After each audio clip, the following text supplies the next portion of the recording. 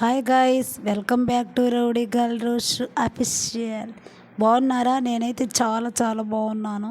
మరి ఈరోజు టాపిక్ వచ్చేసి మహిళలకు ఉచిత బస్సు ప్రయాణం అనేది ఎప్పటి నుండి అనేది మాట్లాడుకుందాం.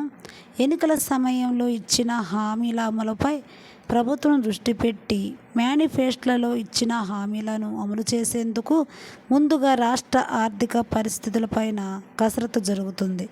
మరి ముఖ్యంగా ఆర్టీసీ మహిళలకు ఉచిత బస్సు ప్రయాణం కల్పిస్తామని మన ముఖ్యమంత్రి నారా చంద్రబాబు నాయుడు హామీ ఇచ్చిన విషయం అనేది మనందరికీ తెలిసిన విషయమే. మరి ఈ పథకం ఎప్పటి నుండి అమలు చేస్తారనేది సస్పెన్స్గా ఉంది.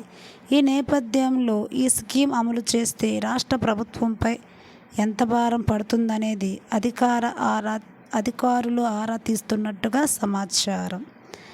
అయితే ఉచిత బస్సు ప్రయాణం చేస్తే మహిళలకు కొంత మేరకు ఇబ్బంది తప్పినట్లవుతుంది.